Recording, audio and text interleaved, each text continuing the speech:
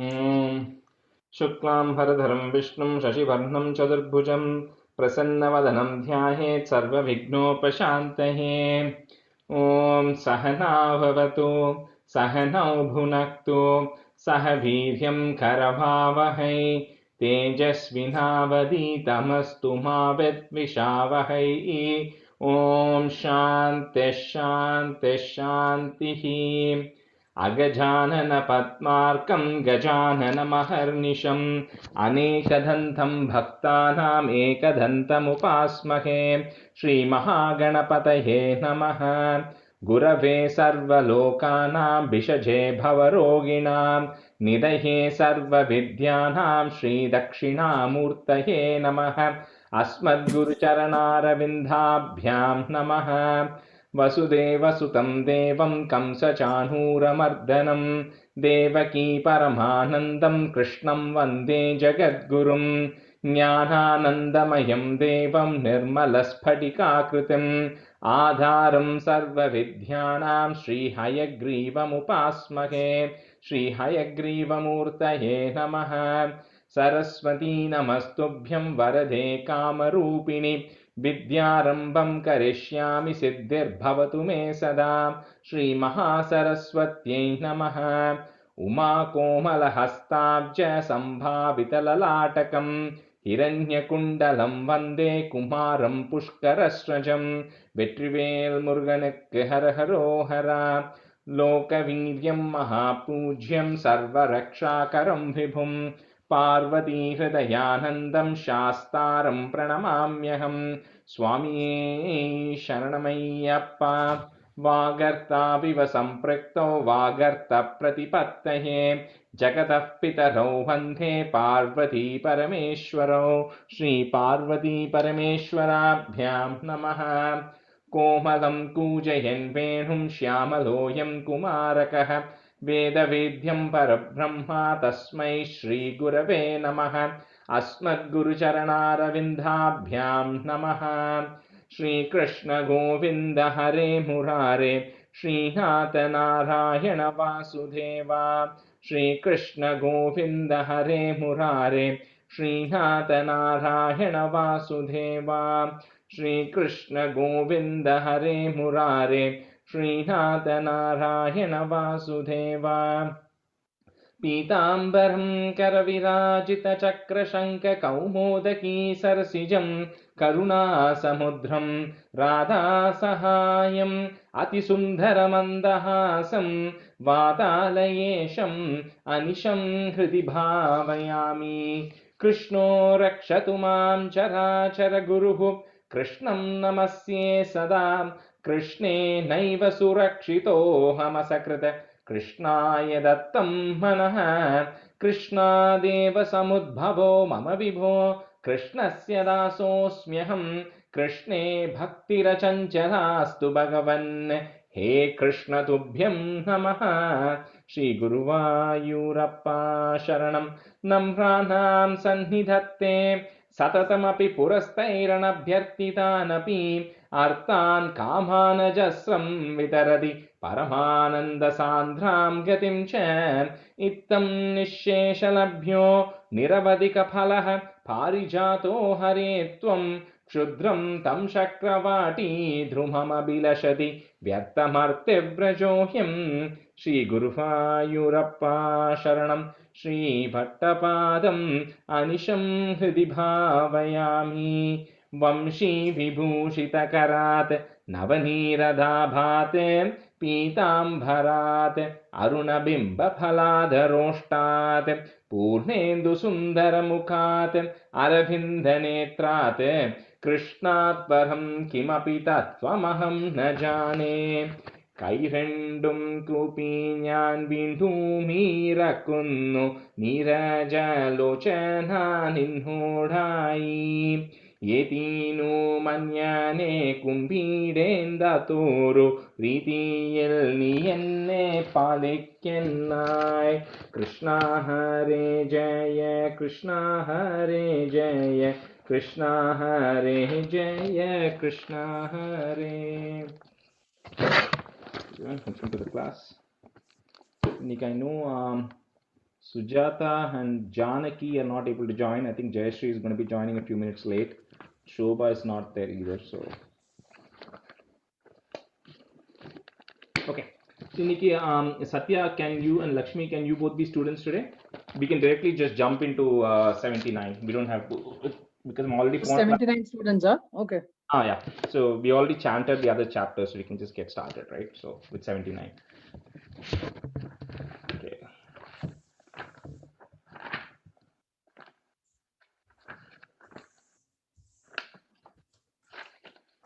See, the 79 is Rukmini Kalyanam. So we'll do with the meaning as well today. Stanza 1. Balasameta balanugatho bhavan puramagahata bhishmakamanitah dvijasutam tvadupagamavadinam dhritarasa tarasa prananamasa. So 676 we saw the Uddhavar and the Gopika, all of that we saw in 76. Then in 77, right, Krishna then from Mathura he moves to Dwaraka. So that's where he moves everybody to Dwaraka, and Vishwakarma then constructs Dwaraka city overnight, and everybody is then transported there. So that happens in 77. So in the 78 just a background, because 79 directly jumps into Krishna coming. So I want to give a quick story of what happens in 78, since we are not covering it now. So in the Vidarbha, when Maharashtra, Nagpur area, so Vidarbha, there was a king by name Bhishmaka. So this was all happening around the same time as Mahabharata. So Angi or Bhishma, Ingi or Bhishmaka is there. So he had a son called Rukmi, and then he had a daughter called Rukmini. So Rukmini is the incarnation of Lakshmi. So because Krishna marries Rukmini, and she's the incarnation of Vishnu, Sita is to Rama as Rukmini is to Krishna, right? So Rukmini from early on, like she really liked Krishna and she wanted to marry Krishna. And Rukmini's father also, Bhishmaka, was also kind of okay with it. But the Rukmi, he did not like it. Her elder brother, he did not like it, because in the Krishna killed Kamsa, and then there was another person called Shishupala, who is Krishna's cousin, and so Rukmi wanted to marry him to Shishupala, because in the Jara Sandala Vala, they are all friends with Kamsa, so they all hate Krishna. So Rukmi wanted to marry Rukmini to Shishupala. So when Rukmini comes to know of it, that her Swayamvaram, her marriage has been fixed on a particular date, so she then sends a Brahmana by name Sunanda. She sends him over to Dwaraka to go and tell Krishna that I'm going to get my marriage has been fixed, so I want you to come and help me. So all of that is happening in 78, and then she sends a message saying that I'm not interested in marrying this, I really like you and I really want to marry you. And she does not want any war or blood and all that to happen, and she says, if you do not come and rescue me, I will end my life. Rukmini sends a message, and Krishna then tells this Sunanda, who is the Brahmin, that hey, similarly, just like how Rukmini loves me, I'm also really wanting to help her. So Krishna and Sunanda along with Balarama, they end up leaving Dwaraka and coming to this place right now. So that's all happens in 78. So in 79 here, Rajesh, I've heard that this Brahmana who goes as a messenger from Rukmini is the reincarnation of Valmiki. Oh. Because Valmiki tried to get Sita and Rama together at the end of Ramayana. Yeah. And it didn't work. Yeah. And he was very sad. So he gets a chance to bring them together. Krishna and Rukmini together. Right. That makes sense, because in this case, like Krishna was sitting there, and this Brahmana comes, and then he's the one who's conveying the message, right? He's coming like a spy without anybody knowing. He leaves Vidarbha and then comes all the way to Dwaraka really fast and tells Krishna, you have to leave right now. So he's kind of giving all that information. So he's really trying to get joined, and he has, he'll also go and tell more. So but maybe valid, because that he plays a good role. So in the first stanza here then, so here Agatapura. So now Krishna is now entering this city, the city of Vidarbha, the kingdom of Vidarbha, Kundina, that's the name of the city. So Krishna is entering that, and he comes along with Balarama and the army. So Balanugataha, along with Balarama, Bala Sametya, with lot of strength, which means with a lot of army, they are actually all coming in. and this Bhishmaka Manitaha. So Bhishmaka, who is the father of Rukmini, is welcoming Krishna and then is honoring, because he really thinks very high of Krishna and is honoring. So this Brahmana boy, or this Brahmana, Sunanda, who's here, he then goes in secret to Rukmini, and then when he goes there, so Sa Pranamam, so Rukmini is like prostrating to that Brahmana, and then on Dvijasutam, on seeing that person, she is extremely happy. And then this Brahmana is conveying a message to her saying, that Tvat Vadinam, that you have actually reached here. He's giving a message. He doesn't know what the plan is going to be, but he's just giving, don't worry, Krishna is in town. That Brahmana is giving a message to Rukmini. So Rukmini still doesn't know what is going to happen and all that, but she at least knows Krishna is here. So that's what is happening in stanza 1. So Bala Sameta Balanugato Bhavan, comma, Puram Aghahata Bhishmaka Manitaha Dvija Sutam Twadupagama Vadinam, comma, Dhritarasa Tarasa Prananamasa Balasameta Balanugato Bhavan Puramagahata Bhishmakamanitaha Dvijasutam Tvadupagamavadinam Dhritarasa Tarasa Prananamasa. Satya Chukya. बलसमेत बलानुगतो भवान् पुरमगाहत भीष्मकमानितः द्विजसुतं त्वदुपागमवादिनं धृतरसा तरसा प्रणनामसा Long sa. प्रणनामसा. Okay. बलसमेत बलानुगतो भवान् पुरमगाहत भीष्मकमानितः द्विजसुतं त्वदुपागमवादिनं धृतरसा तरसा प्रणनामसा.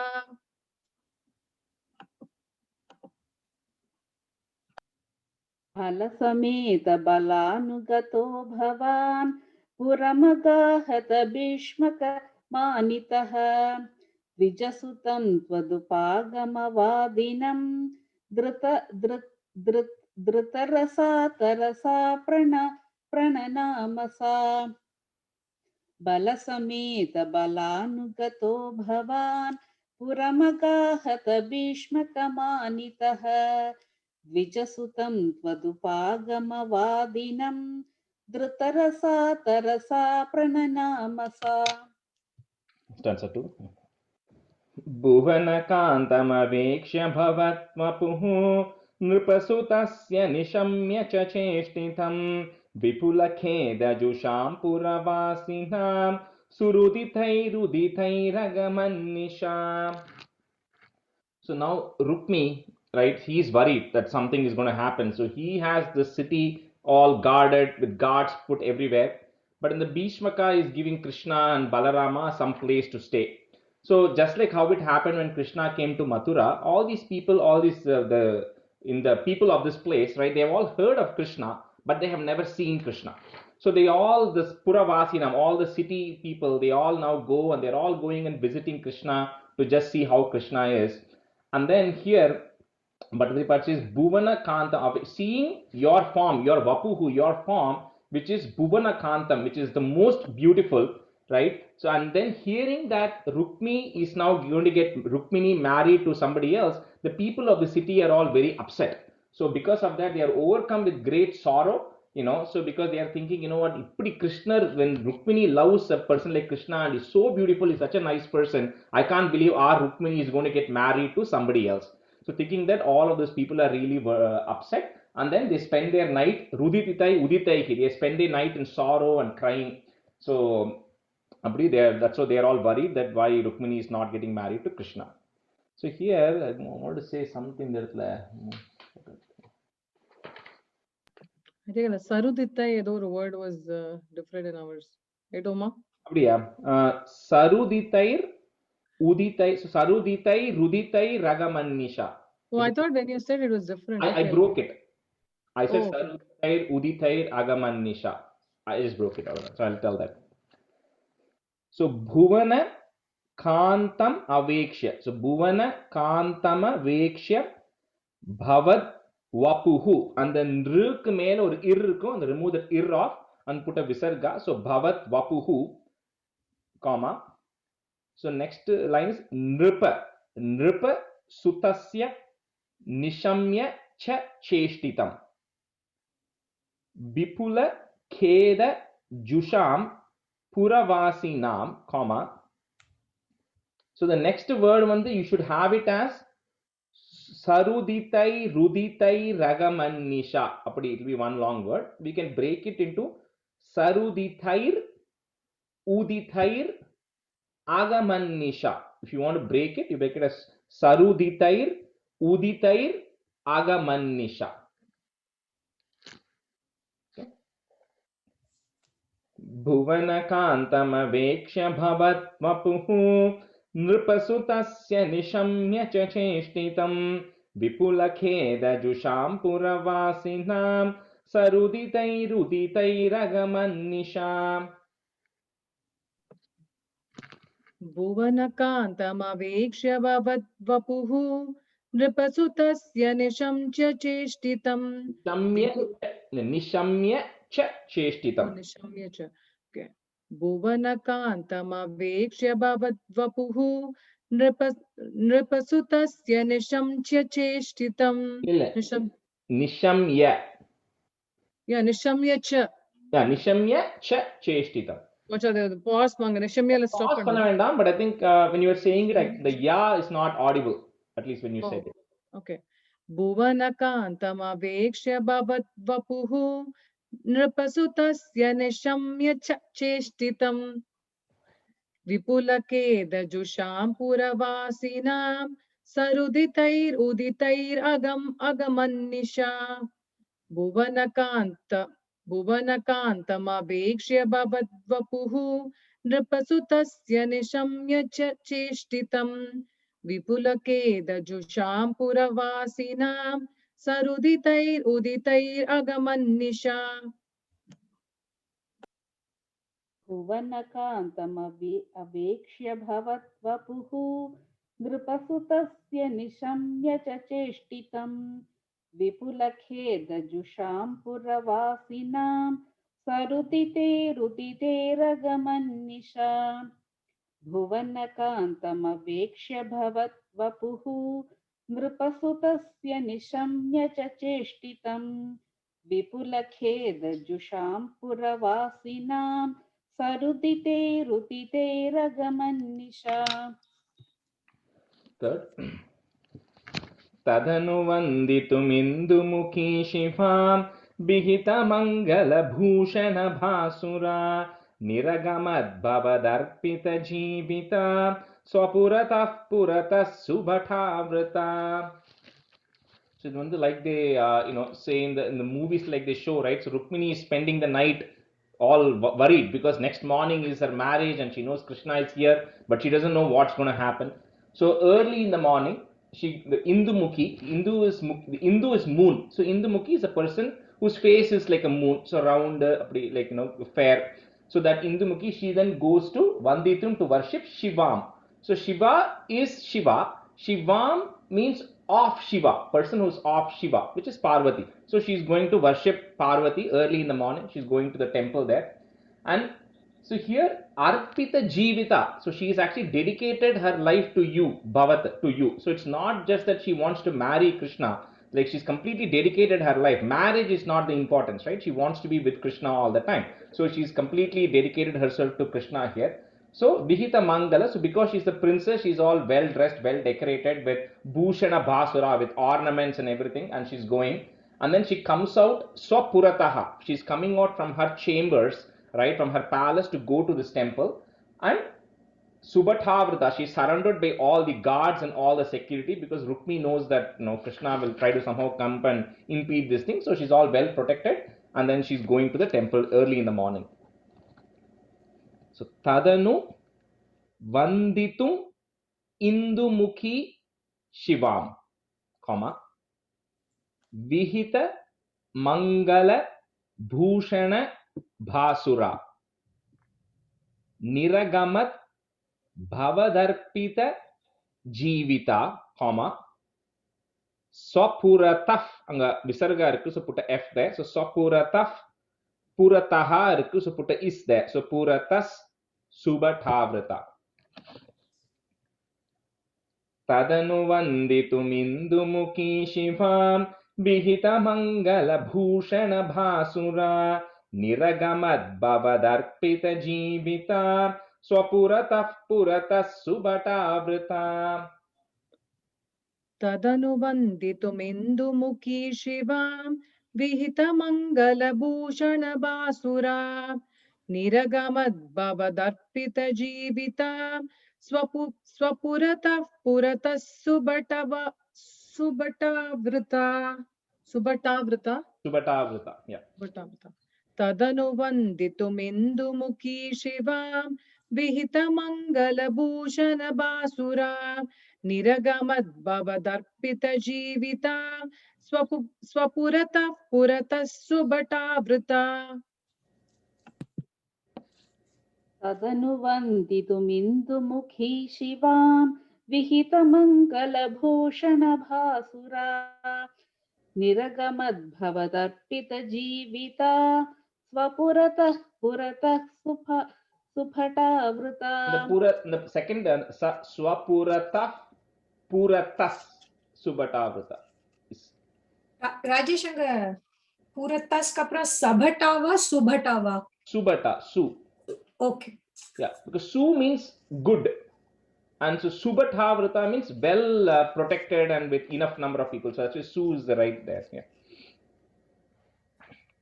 तदनुवन्दितमिन्दुमुखी शिवां विहितमङ्गलभूषणभासुरा निरगमद्भवदर्पितजीविता स्वपुरतः पुरतः सुभटावृता. Stanza 4.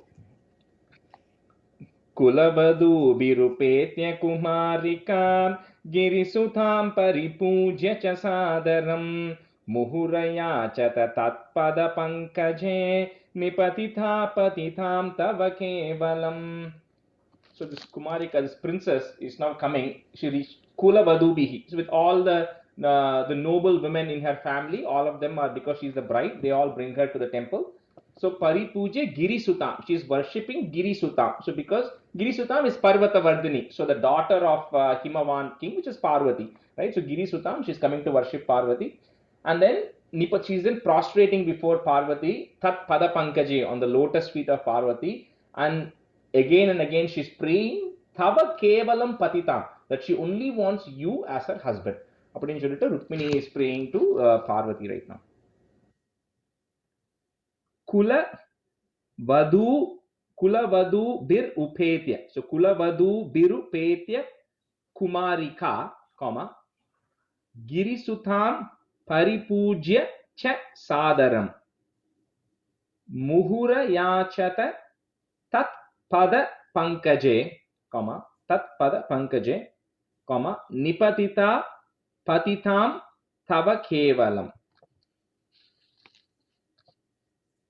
Kulavadhu birupetya kumarika girisutham paripujya cha sadaram muhuraya chata tatpada pankaje nipatitha patitam tava kevalam. Kulavadhu birupetya kumarika girisutam paripujya cha sadaram muhuraya chata tatpada pankaje Nipatita patitam tava kevalam. Kulavadhu birupetya kumarika girisutam paripujya cha sadaram muhuraya cha tatpada pankaje nipatita patitam tava kevalam. Kulavadhu virupetya kumarika girisutam paripujya cha sadharam मुहुरया च तत्पद पंकजे निपतिता पतितां तव केवलम्. कुलवधूभिरुपेत्य कुमारिका गिरिसुतां परिपूज्य च सादरं मुहुरया च तत्पद पंकजे निपतिता पतितां तव केवलम्. Stanza 5. समवलोककुतूहलसङ्कुले नृपकुले निभृतं त्वयि च स्थिते नृपसुता निरगाद्गिरिजालयात् सुरुचिरं रुचिरञ्जितधिङ्मुखा. So now when she's ready, when we're waiting for the bride, so Nripakule, so a lot of kings have come, right? So in the Jarasandha, Ella kings Vandarka, Rukmi's friends, all of them have come, and they're all Sankule Kutuhale, they're all excited, they're all happily waiting for Rukmini to come and for the marriage to happen, and then we are waiting to glance at Rukmini. So Rukmini is also extremely beautiful, and Anda Samayatla, it's also it will come later in this Dasakam as well, that she's extremely talented as well. So she had a very good knowledge of Sanskrit and everything. So she was a well-known, princess, right? So a lot of them are excited to see her. So, but Krishna, Tvaicha Sthite, but however you were standing Nibrutam, you were standing silently in some place, so nobody could see. So that if anybody sees, if Rukmi sees that Krishna has already come here, then they'll know something is going to happen. So all of them are excitedly waiting. Krishna is standing somewhere in some corner with nobody can see. So Nripasuta Niragat. So now the princess is coming out from Girija Alayam, from the goddess Parvati temple.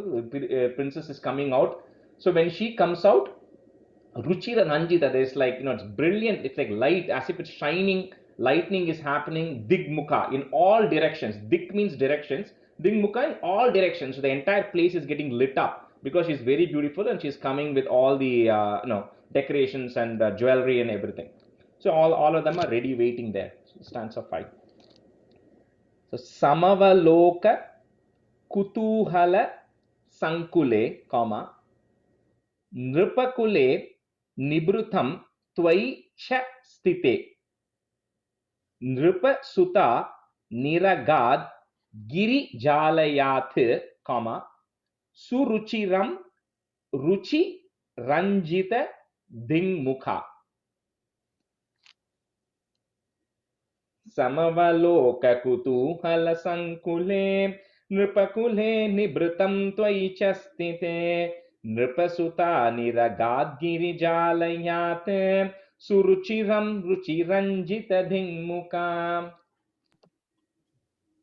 समवलोककुतूहलसङ्कुले नृपकुले निभृतं त्वयि च स्थिते नृपसुता निरगाद्गिरिजालयात् सुरुचिरं रुचिरञ्जितदिन्मुखा. समवलोककुतूहलसङ्कुले नृपकुले निभृतं त्वयि च स्थिते नृपसुता निरगाद्गिरिजालयात् सुरुचिरं रुचिरञ्जितदिन्मुखा. समवलोक कुतूहल संकुले नृपकुले निभृतं त्वयि च स्थिते नृपसुता निरगात् गिरिजालयात् सुरुचिरं रुचिरञ्जित दिग्मुखा. समवलोक कुतूहल संकुले नृपकुले निभृतं त्वयि च स्थिते नृपसुता निरगात् गिरिजालयात् सुरुचिरं रुचिरञ्जित दिङ्मुखा. Stanza 6. Bhuvana Mohana Rupa Rucha Tadha Bivashitha Kila Raja Kadambaya Tvamapi Deva Kataksha Vimokshanaihi Pramadaya Madayancha Krishe Manak. So Bhuvana Mohana. So she's so beautiful that the entire world is enchanted, right? So she's really pretty. And then when she is coming, the Raja Kadambaya, so the entire, she's coming out of the temple, the entire assembly of kings who are actually sitting there are really like stuck. And they're all like looking at her right now. So Tvamapi, you also, O Lord, Tvamapi, so Bhattaripada is telling Krishna, right? You also, Krishna, at that time, Madayan Chakrusha, you also were little bit you were also enchanted, right? And like they show in the movies in the Tamil Padatla, like I forgot the Shivaji and she's looking on by the side of her eyes, and then she's seeing Shivaji Mari. Here Rukmini is looking by Kataksha Vimokshanahi, just a side glance. So Rukmini is just looking from the side of her eyes to see, can I spot Krishna somewhere? But she doesn't see, but she's seeing, Krishna is seeing her. So by looking at that, Rukmini looking at him, Krishna is also really enchanted, right? So he's also getting ready right now. So Bhuvana Mo, I forgot the name of that poetic work. There is an entire thing dedicated to Rukmini Swayamvaram. Like people do Radha Kalyanam, right? But actually Rukmini is the first wife for Krishna, for whom he actually got married. So in the Rukmini Swayamvaram, Rukmini Krishna Swayamvaram, there is like an entire poetic work about more details around what all happens and all those things, right? Bhattacharya Bhatta, of course, has condensed it. So Bhuvana Mohana Rupa Rucha Tada, comma, Vivashitakila. So that's one word you can say together. Vivashitakila Raja Kadambaya. Tomapi. Actually, is Rucha Taya or first line? Tada. Tada. Okay. Tada. Because then later on. Okay. Bhuvana Rupa Rucha Tada. Vivashitakila Raja Kadambaya. Twamapi Deva Kataksha Vimokshanaihi, comma, Pramadaya Madayancha Krishe Manak. Madayancha Krishe Manak. Ik. Bhuvana Mohana Rupa Rucha Tadha Vivashita Kila Raja Kadambaya Twamapi Deva Kataksha Vimokshanaihi Pramadaya Madayancha Krishe Manak. Bhuvana Rupa Rucha Tada Vivashita Kila Raja Kadambaya Tvamapi Deva Kataksha Vimokshanaihi Pramadaya Madayam Chakrishe Manak.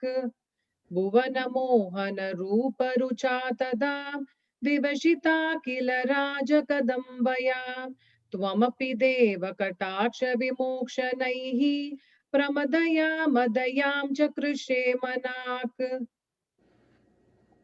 Bhuvana Mohana Rupa Rucha Tada Vivashita Khila Raja Kadambaya Tvamapi Deva Kataksha Vimokshanaihi Pramadaya Madayancha Krishe Manak. Bhuvana Mohana Rupa Rucha Tada Vivashita Khila Raja Kadambaya Tvamapi Deva Kataksha Vimokshanaihi Pramadaya Madayancha Krishe Manak. Stanza 7. Kvanugameshyasi Chandramukhi Titham Sarasamitya Karena Haran Kshanat Samadiropya Ratam Tomapahritaha Bhuvitato Vitato Ninadho Dvisham. So now, little bit, we also have to imagine, right? So like she's coming out, all the kings are waiting, and she has not seen Krishna at all, right? So Rukmini has, like, in person, right? And she's not heard Krishna's voice. She doesn't know how Krishna sounds, right? So in the Bhagavatatla, Chukabrahmam says that Rukmini is like adjusting her hair, she's adjusting her bangles, and then she's looking around to see how can I spot where Krishna is, right? And when all this is happening, so suddenly, Kwanu Gamishyasi. So where are you going? Chandra Mukhiti. So one whose face is like a Chandra. So Aprini, she suddenly hears a voice. Kwanu Gamishyati Chandra Mukhi Tam. So where are you going, O moon-faced one? Aprini Cholita. Etya Tam. By saying that, Etya Tam Sarasam. Somebody quickly goes and grasps her hands. So Krishna suddenly goes and grasps her hands. And then Karena Haran Kshanat. And then as if he is like, taking her away, he holds her hands and then he starts walking towards Ratham, Samadhi Ropya Ratham, towards the chariot, right? So without having heard Krishna and anything, somehow the moment Krishna held her hand, Rukmini got a feeling this is Krishna and she doesn't refuse, and then she just goes with him, right? So Apri, she just goes and then she feels confident this is Krishna, and then she follows him, and then Krishna quickly runs and takes her, and then they get on to the chariot. And then Tvam Apahrita, and then Krishna then carries away in the chariot. So when all this is happening, all these other people are sitting wondering, where did this person even come from? Rukmini, they had all these people standing there and they didn't even realize how Krishna just came and just took her and just went away, right? When all of them were looking. So all of them, so Dusham, so all of the enemies and everybody who was standing there, So they are all like really upset and now wondering, before they could wonder what happened, Rukmini was now taken away by Krishna. That's 7. So Kvanu Gamishyasi Chandra Mukiti Tham, comma, Sarasametya Karena Haran Kshanat Samadhiropya Ratam Tvam Apahritaha. So because we're going to put a stop there, we're going to put a comma there. If you don't have a visarga, put a visarga there after Tvam Apahritaha, comma, Bhuvi Tato Vitato Ninado Dvisha. Kvanugameshyasi Chandramukhi Titham Sarasamhetya Karena Haran Kshanat Samadhiropya Ratam Tomapahritaha Bhuvitato Vitato Ninado Dvisham. Rajesh, the second line is Samadhiropya, right? Samadhiropya. Okay. Kvanugameshyasi Chandramukhi Titam Sarasametya Karena Haran Kshanat Samadhiropya Ratam Tvamapaharitaha. Tvam Apahritaha. Tvam Aparitaha. Apahritaha. Hrva. Apahritaha. Okay. Samadhiropya ratam tvam apahritaha bhuvitato vitato ninado dvisham kvanugameshyasi chandramukhi titam sarasametya karena haran kshanat samadhiropya ratam tvamapahritaha bhuvitato vitato ninado dvisham. Kvanugameshyasi Chandramukhi-titam Sarasametya Karena Haran Kshanat Samadhiropya Ratham Tvam Apahritaha Bhuvitato Vitato Ninado Dvisham. Kvanugameshyasi Chandramukhi-titam Sarasametya Karena Haran Kshanat Samadhiropya Ratham Tvamapahritaha Bhuvitato Vitato Ninado Dvisham. Stanza 8. Kvanugata Pashupalayite Krudham Kritarana Yadubhischa Jita Nrupaha Natu Bhavanuda Chalyata Tairaho Pishunakai Kesari.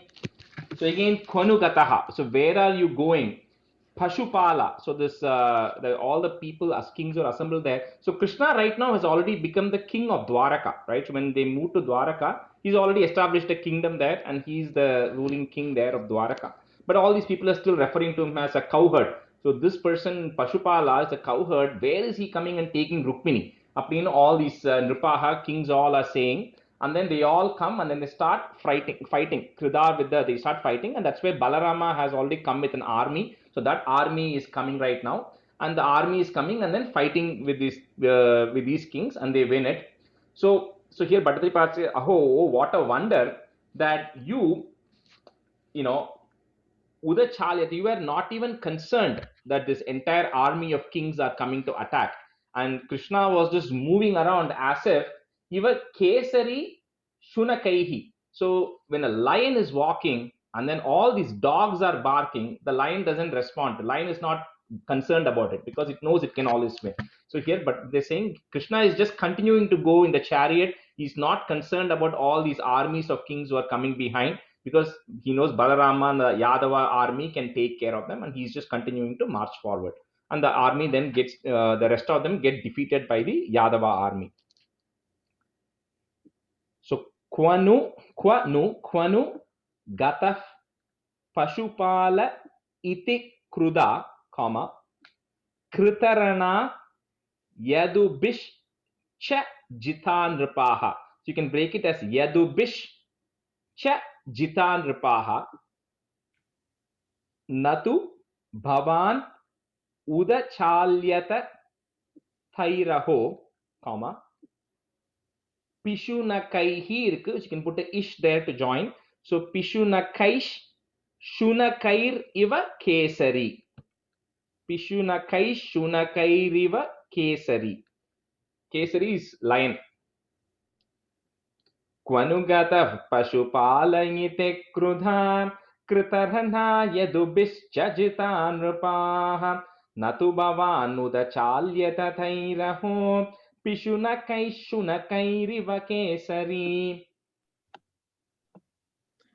क्वनुगतः पशुपालयति क्रुधां कृतरणा यदुभिश्चजिता नृपाः न तु भवान् उदचाल्यत तैरहो पिशुनकैः केसरी क्वनुगतः पशुपालयति क्रुधां कृतरणा यदुभिश्चजिता नृपाः न तु भवान् उदचाल्यत तैरहो पिशुनकैः केसरी. वनुगदः पशुपाल इति कृदा कृतरणा यदुभिश्च जिता नृपाः न तु भवानुद उदचाल्यत तैरहो पिशुनकैः केसरी क्वनुगदः पशुपाल इति कृदा कृतरणा यदुभिश्च कृतरणा यदुभिश्च जिता नृपाः न तु भवान् उदचाल्यत तैरहो पिशुनकैः केसरी. 9. तदनुरुक्मिणमागतमाहमे वदमुपेक्ष्य निबध्य विरूपयन् हृतमदं परिमुच्य भलोक्तिभिः पुरमया रमया सह कान्तया. So later on, Tadanu, the final person, Rukmi now finally comes because the rest of the kings and all got defeated. So Rukmi now finally comes for a battle. And so Upaveksha Vadam. So when Krishna was about to kill Rukmi, so then Rukmini comes and says, it's my brother. Today is our marriage day, and why are you trying to kill my brother? So please forgive him. So Rukmini pleads to Krishna. So Krishna says, okay, I'm not going to kill Rukmi. However, to Madam Hrata, to lower his pride that Rukmi has, what Krishna does is he ties him and then essentially shaves his head off. Removes the hair off, they disfigure him, Rukmi, so that his pride goes away and he doesn't kill, Krishna doesn't kill and he's let go. And Balarama also says don't kill, so they anyway don't kill Rukmi at this point.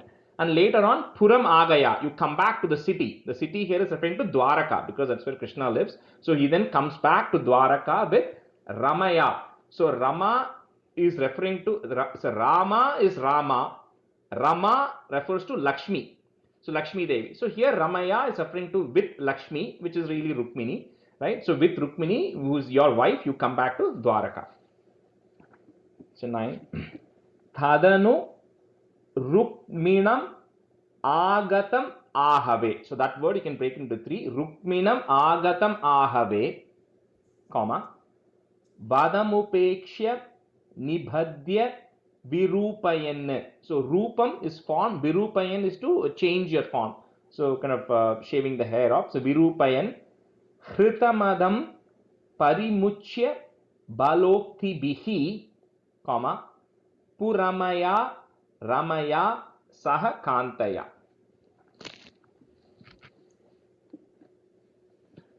Tadanurukminamagatamahave vadamupekshya nibhadya virupayan hritamadam parimuchya bhaloktibihi puramaya ramaya sahakantaya. तदनुरुक्मिणमागतं माहवे वदमुपेक्ष्य निबध्य विरूपयन्. Okay. तदनुरुक्मिणमागतमाहवे वदमुपेक्ष्य निबध्य विरूपयन् हृतमदं परिमुच्य बलोक्तिभिः पुरमया रमया सह कान्तया.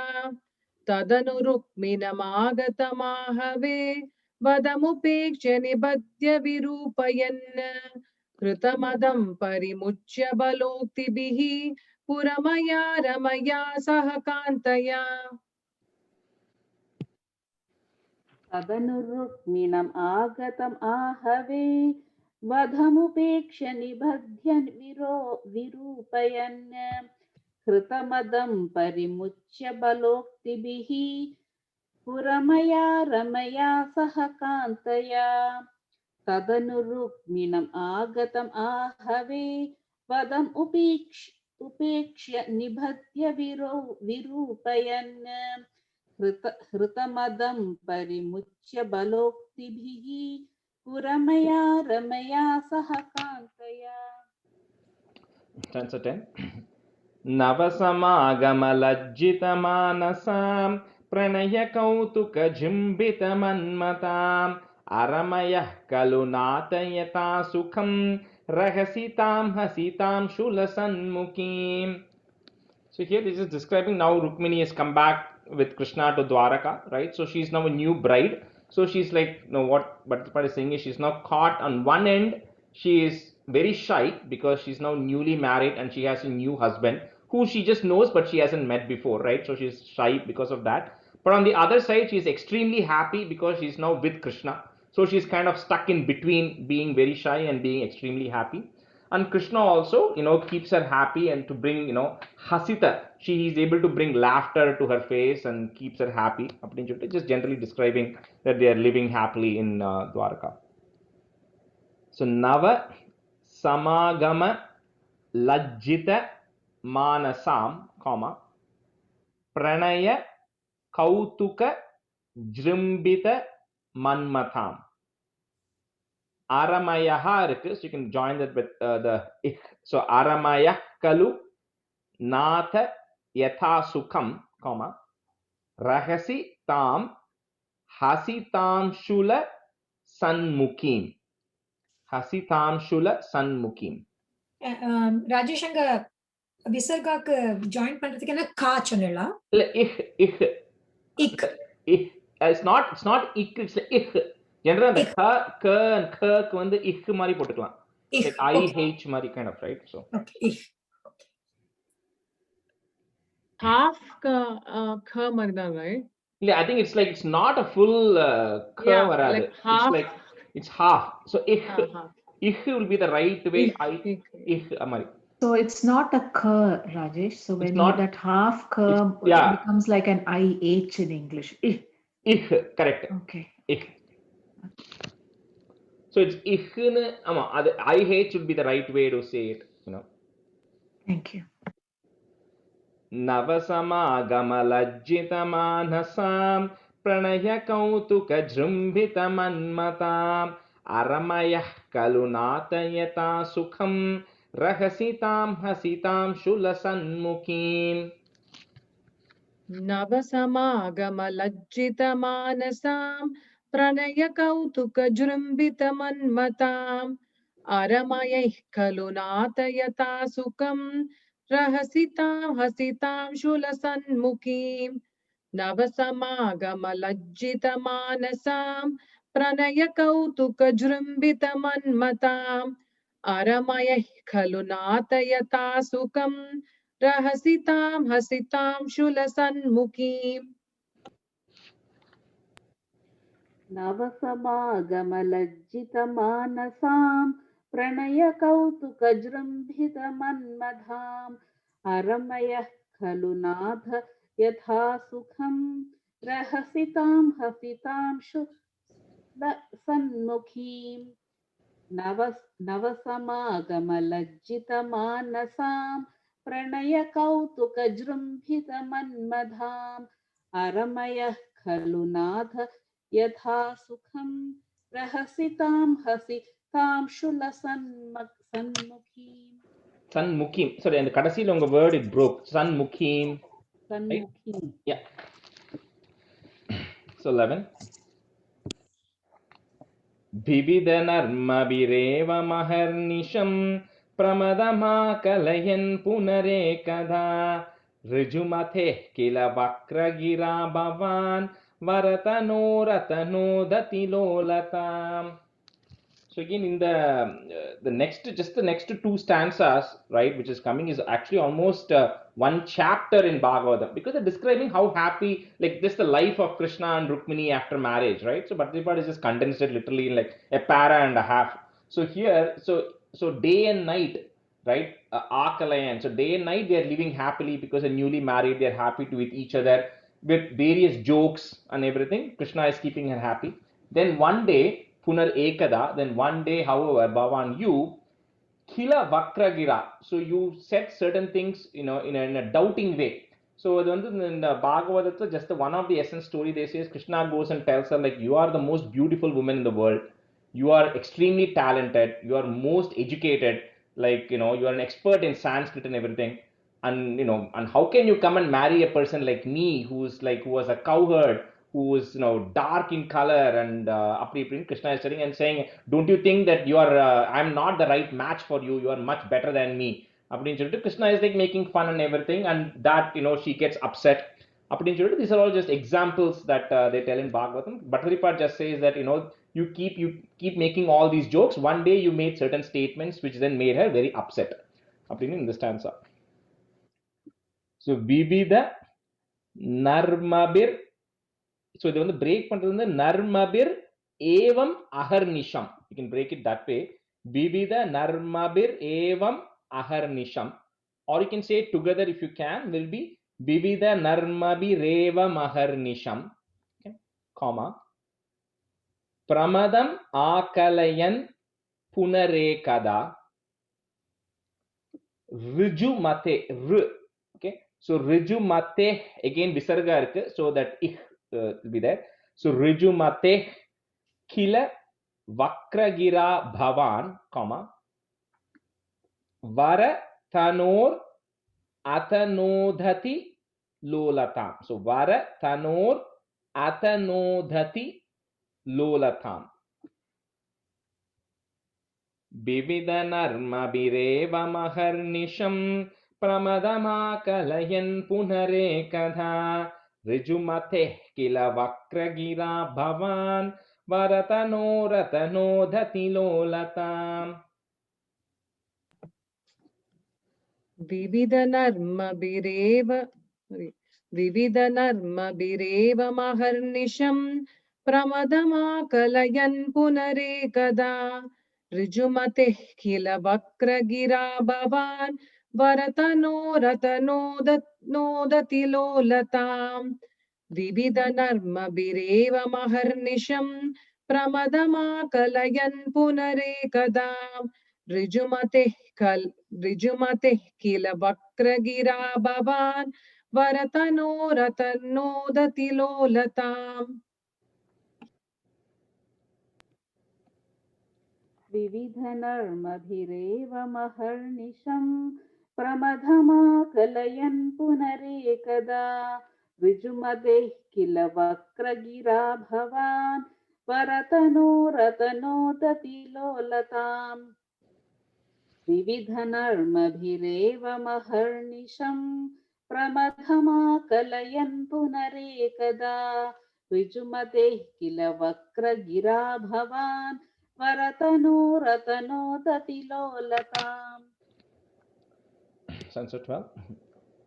Thadadikairatlalana kaushalaihi pranahini madikam sukayannimam Ai mukunda bhavaccharitani nafpragadatham gatatantimapakuro.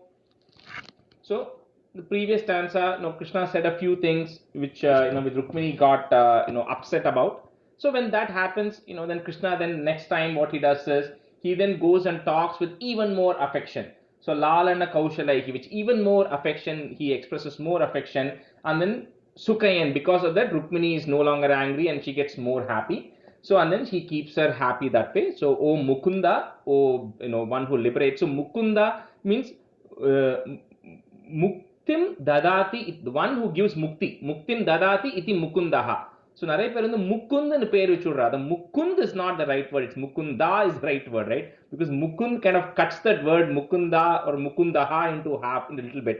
So anyway, so you the one who gives liberation, oh mukunda, so you are able to, Rukmini, when Rukmini was sad, you are able to then make her happy, and you did all these things. So for me, apakuru remove all my diseases as we are narrating. So pragadatam, as we are chanting and narrating your charitani. So because we are narrating all your experiences and all your activities, please eradicate all the illness that I have. Usually this the second is complete. So tadati khair atha, tadati khair atha lalana kaushalaihi, pranayinim adhikam sukayannimam. இங்க double ந இருக்கு. So சுகயன்னிமாம் ஐ முகுந்த பவச்சரிதானி, பவச்சரிதானி நஹ இருக்கு. So put a f and just join that together to the next line also. So naf pragadatam gada tantim apakuru, gada tantim apakuru. Rajesh, எங்க pause அங்க? And the last two lines no pass. So I mukunda babacharitanina pragadatam gada tantim apakuru. No pause. No pause, just say it together. Oh, okay.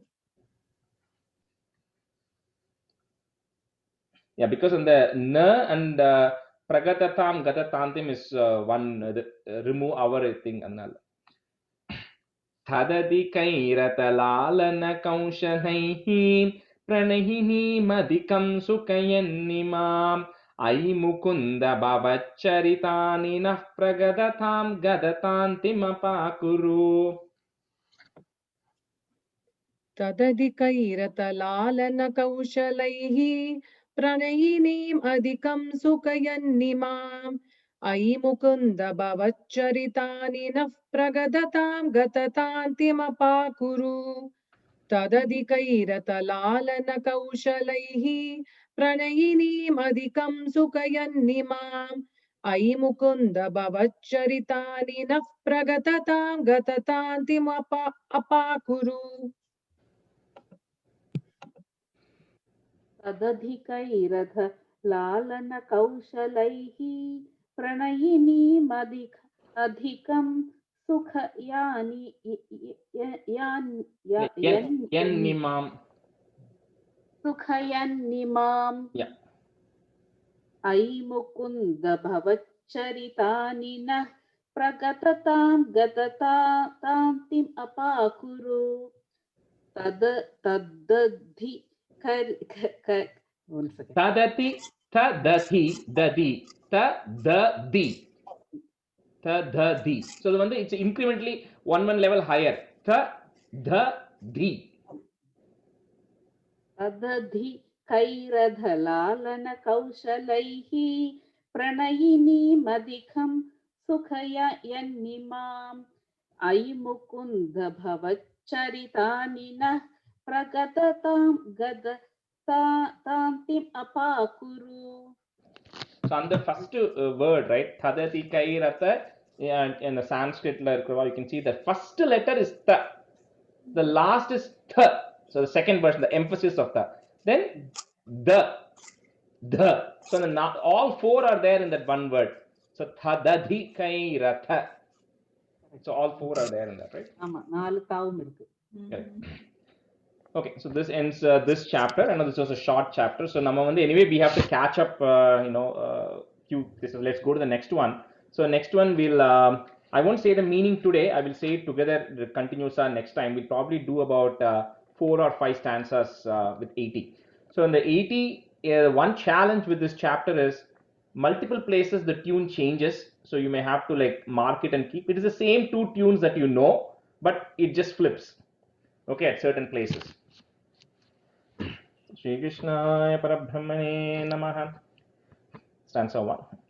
Satra jetas tvamata lubdavatarkalabdham divyam syamandakamanim bhagavan nayachihi tatkaranam bahubidham mama bhati noonam तस्यात्मजां त्वयि रतां छलतो विवोढुम् सत्राजितस्त्वम् अथ लुब्ध Rajesh, can you वधर्कलब्ध start again? Sorry, I missed it. Satra. सत्राजितस्त्वम् अथ लुब्ध वधर्कलब्धं comma दिव्यं Syamantaka मणिं भगवन्न याचीहि. Okay, I think we should be able to do 4 lines. Let's see. Tat karanam bahuvidham mama bhati noonam, comma, tasyatmajam tvayi ratam chalato vivodhum. So the da is that emphasis da. Satrajitas tvamata lubdavatar vadharkalabdham दिव्यं स्यमन्तकमणिं भगवन्नयाचीहि तत्कारणं बहुविधं मम भाति नूनं तस्यात्मजां त्वयि रतां छलतो विवोढुम्. सत्राजितस्त्वमतलुब्धवदर्कलब्धं दिव्यं स्यमन्तकमणिं भगवन्नयाचि. Manim is the half, the short ni. Manim. No, right? Manim. No, but not manim. Manim. Manim. Okay, I'll start again. Satrajitastvamatalubdavadharkalabdam divyam syamantakamanим bhagavannayachihi tatkaranam bahuvidam mama bhati noonam tasyatmajam tvairatam chalato vivodum. Satrajitastvamatalubdavadharkalabdam दिव्यं स्यमन्तकमणिं भगवन्नयाचीहि तत्कारणं बहुविधं मम भाति नूनं तस्यात्मजां त्वयि रतां चलतो विवोढुम्.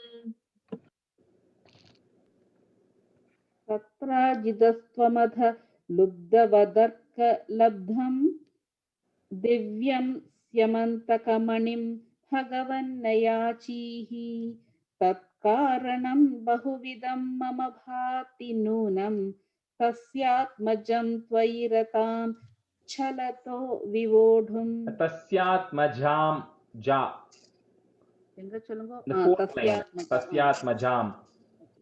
तस्यात्मजां त्वयि रतां छलतो विवोढुम्.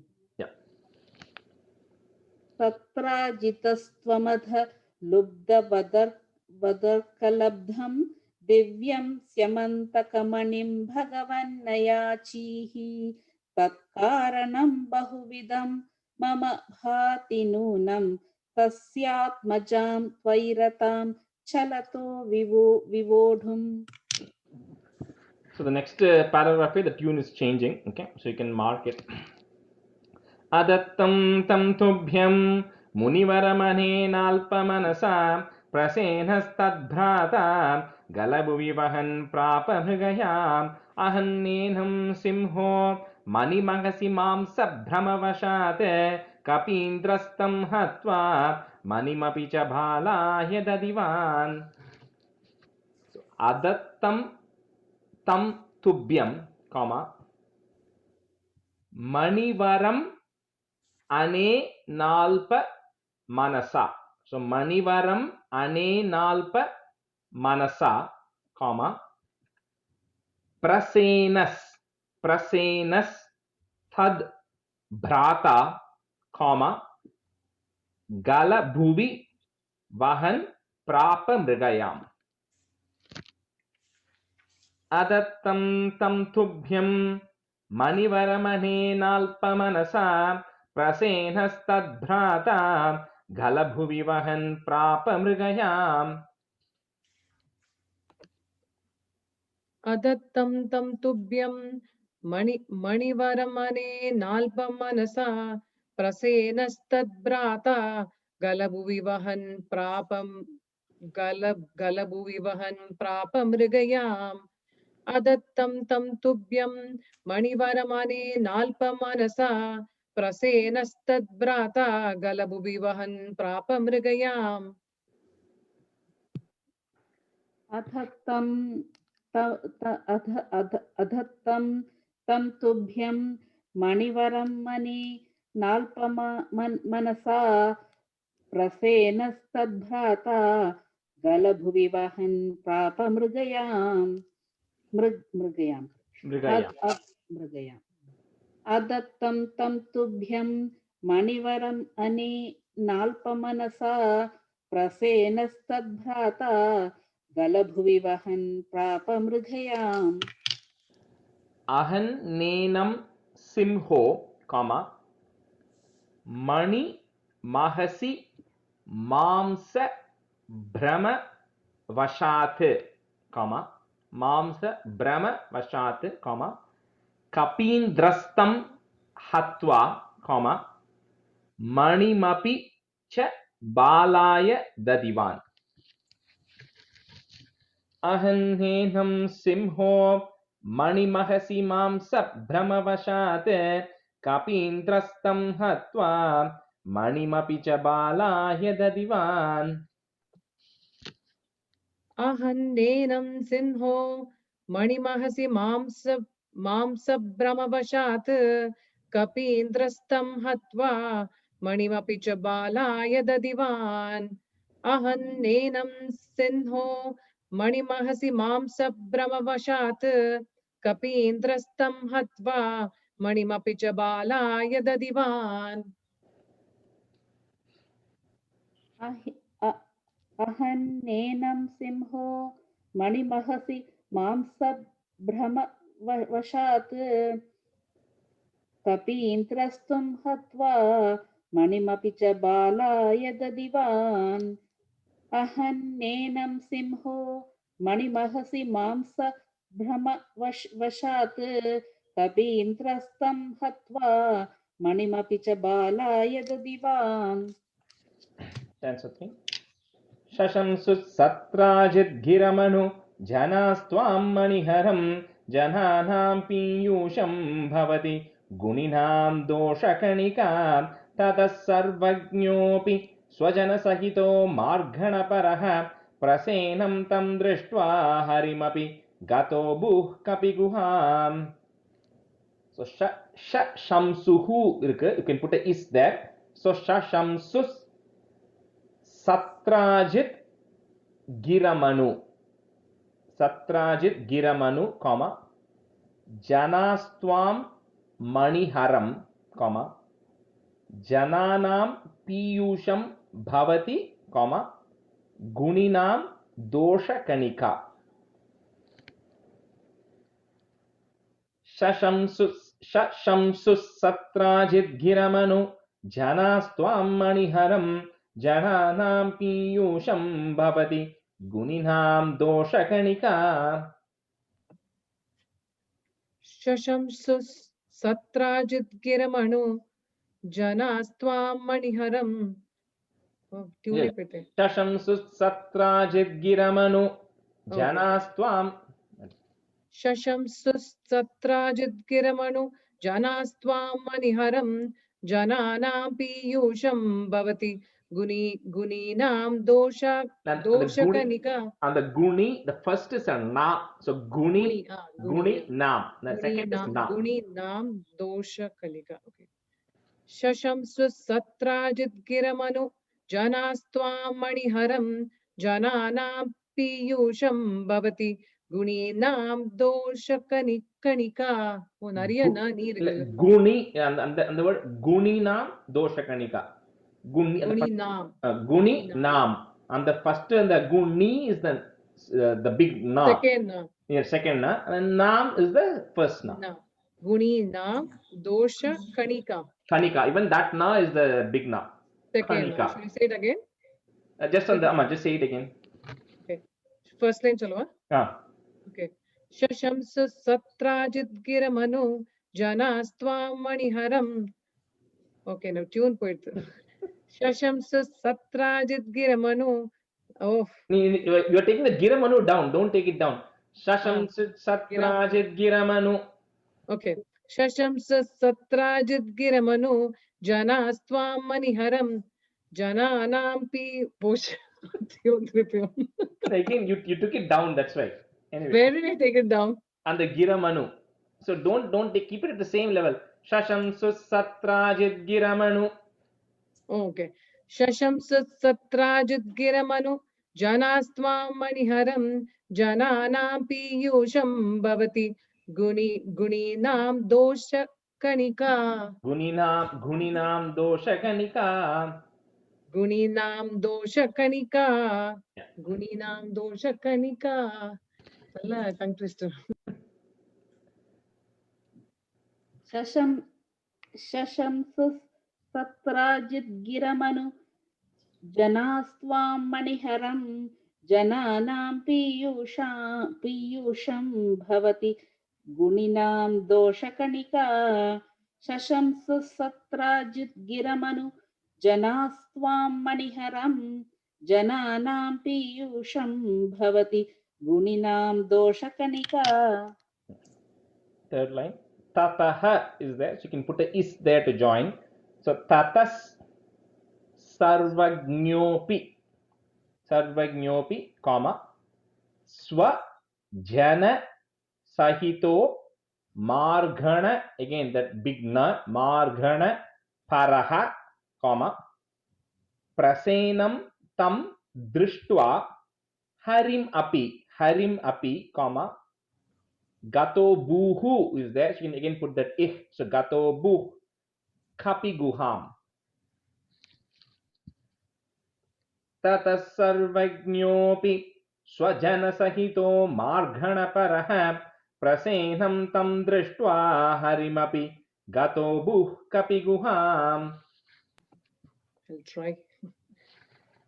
Tata sarvagnyopi Swajana Sahito Margana Paraha Prasenam Tam Drishtva Harimapi Gato Buh Kapi Guham. Gato buh ich. Gato buh. And IH then Buh. Buh kapi guham. Gato Buh Kapi Guham. Okay? Yeah. Tata Sarvagnyopi Swajana Sahito Margana Paraha Prasenam Tam Drishtva Harimapi Gato Buh Kapi Guham. ततः सर्वज्ञोऽपि स्वजनसहितो मार्गणपरः प्रसेनं तं दृष्ट्वा हरिमपि गतो बुः कपिगुहाम्.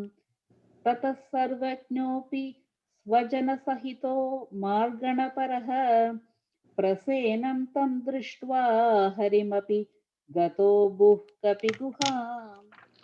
Rajesh, in the last line, is it Gado Bu or Gado Bhu? Is it the long Bhu? Bu, long bu. Long Gato one, right? bu Okay. kapi guham.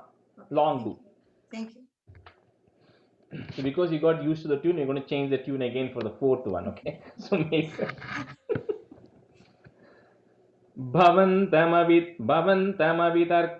ativaya swayam jambhavan mukunda sharanam himam kaiharodumityalapan vibhora gupate hare jaya jayetyalam mushtebeschiram tava samarchanam vyadita bhakta chudamanihi.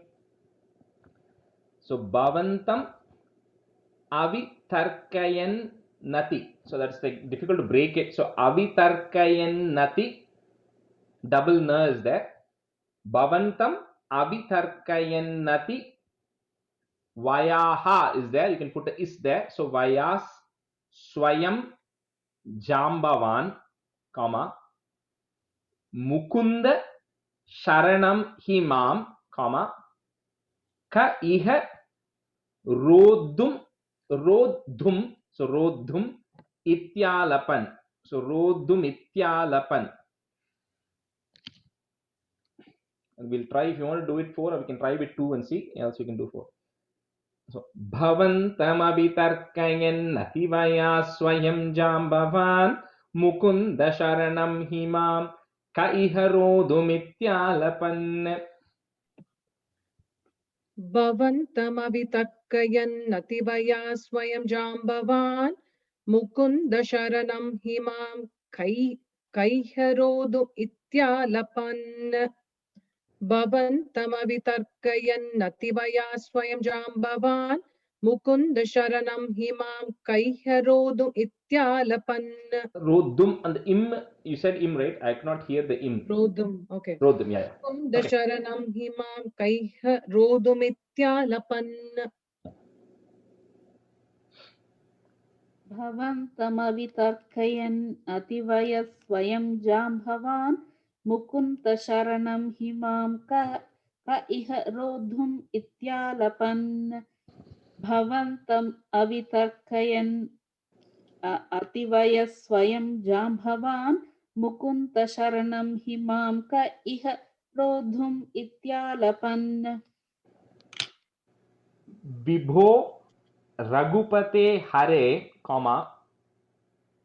जय जयेत्यलं mushtibish, and that's the join the third and fourth line. So if you have mushtibihi by any chance, then put a ish and then join it to the next line. Or if you don't have it and if you have ish already, then you can add that, so no problem. So it will be jaya jayetyalam mushtibish chiram tava samarchanam vyadita, and then comma. So all the way from jaya to vyadita, say it together. Okay, so jaya jayetyalam mushtibish chiram tava samarchanam vyadita, comma bhakta chudamanihi. Vibho ragupate hare jaya jayetyalam mushtibish chiram tava samarchanam vyadita bhakta chudamanihi. विभो रघुपते हरे जय जयेत्यलं मुष्टिभिश्चिरं स्तव समर्चनं व्यदित भक्तचूडामणिः. विभो रघुपते हरे जय जयेत्यलं मुष्टिभिश्चिरं स्तव समर्चनं व्यदित भक्तचूडामणिः. I think four line up the sing song tune. Yeah, and the one paragraph then it changes anyway. So it's money. You said money. It's money. विभो रघुपते हरे जय जयेत्यलं मुष्टिभिश्चिरं तव समर्चनं व्यथित भक्तचूडामणिः. विभो रघुपते हरे जय जयेत्यलं मुष्टिभिश्चिरं तव समर्चनं व्यथित भक्तचूडामणिः. So again, fifth it's a different tune. Fifth and sixth I think are one tune, and then it's anyway. So fifth one, Buddhva dattena dattam navaramaniim varamanim cha parigrahnanne anugrahnanna mumagaha sapadi cha satrajite manim pradaha. Buddhva tena dattam, comma Navaramanim long neem, varamanim short knee, varamanim cha parigrahnanne anugrahnanna mumagaha. So anugrahnanna mumagaha, double nurse there, anugrahnanna mumagaha, comma sapadicha satrajite manim pradaha. Rajesh, I have a question. On the second line, Navaramanim, Varamanim, both are long, right? No, Varamanim is the short. Oh, bookla longa potirukku. Longa potirukku இந்த bookல. Navaramanim, Varamanim, both are long on us. Okay, I'll follow because the Navaramanim is referring to his daughter, which is a young girl, and Varamanim is referring to the money, which is the jewel. So that jewel is always a short money. So okay. it has to be a short knee. So we'll change it then. You change the second one, the Varamanim, to the short knee. But it is still the second na, right? It's still the second na. Second na. Because if Okay. you look at even stanza 3, mani is a short ni. Okay. So Okay. that Thank jewel, mani is a short ni. Sorry. Anugrihnanna mumagaha, comma, sapadicha satrajite manim pradaha. Let's say it, repeat once. Budva dattena dattam navaramanim varamanim cha parigrihnan anugrihnan mumagaha sapadi cha satrajite manim pradaha. Rajesh, what is the first word? Buddhavata. Budvata. Very good. Bu and then id. It's not a full dha, it's a half. Id. Buddhavata. Budvata. Buddhavata. இல்ல புத்தா சொல்ல முடியாது. புத் தான், BUDH. Okay, Buddhavata. Okay. Yeah. திருப்பி ஒரு வாட்டி tune சொல்லு.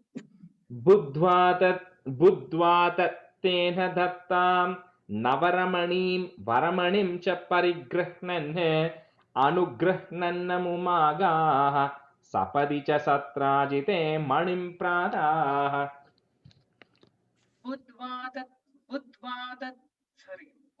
बुद्ध्वादत्तेन दत्तां नवरमणीं वरमणिं च परिगृह्णन् अनुगृह्णन्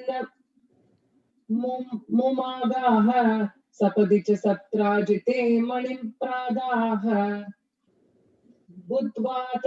बुद्ध्वादत्तेन दत्तां नवरमणीं वरमणिं च परिगृह्णन् अनुगृह्णन् मुमागाः सपदि च सत्राजिते मणिं प्रादाः.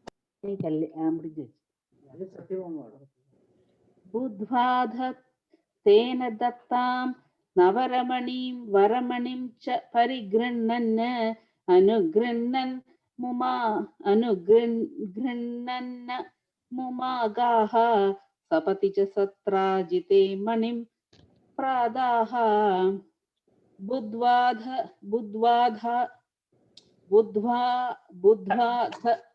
Second tha. बुद्ध्वाथ तेन दत्तां नवरमणीं वरमणिं च परिगृह्णन् अनुगृह्णन् मुमागाः सपदि च सत्राजिते मणिं प्रादाः. We'll just do one more. The 11 stanzas. We'll just stop with the 6. One last one. Tadanucha khalu vrina lolo bilola vilochana duhitaramaho dhiman bhamam giraiva pararpitam adithamanina tubhyam labhyam sametya bhavanapi pramutitamanastasya vadan manim gahanashayah. Tadanu sa khalu vrila lolo, comma, bilola vilochanam, comma, duhitaram aho dhiman, comma, bhamam, double, the bigger bha, bhamam giraiva pararpitam. You want to do the 4 lines together? Yeah, just try it anyway. Aditha manina tubhyam, comma, labhyam sametya bhavanapi, comma, pramudita manas tasyai vadan manim gahanashayah. So the 4th line, there's no stop. It's continuous. Okay. Tadanu sakhalu brilha lolho bilola vilochanam duhitaramaho dhiman bhamam giraiva pararpitam aditamanina tubhyam labhyam sametya bhavanapi pramuditamanastasya vadan manim gahanashayah. Rajesh, sorry, one more question on the last line. La pramudita manas tasye va dat or dan? So it's if you separate it into the word, it's vadat plus manim. But when you say it together, it becomes an in. So it becomes vadan manim. Oh, okay. Okay. But if the actual word will be just the adal, it's actually adat. It ends with the e. But then when you join with manim, it becomes an in between. Okay. व्रीलालोलो विलोलविलोचना दुहितरमहोदीमान् भामां गिरैव परार्पिताम् अदितमणिना तुभ्यं लभ्यं समेत्य भवानपि प्रमुदितमनास्तस्यै वादान् मणिं गहनाशयः तदनु स खलु व्रीलालोलो विलोलविलोचनां दुहितरमहोदीमान् भामां गिरैव परार्पिताम् अदितमणिना तुभ्यं लभ्यं समेत्य भवानपि प्रमुदितमनास्तस्यै वादान् मणिं गहनाशयः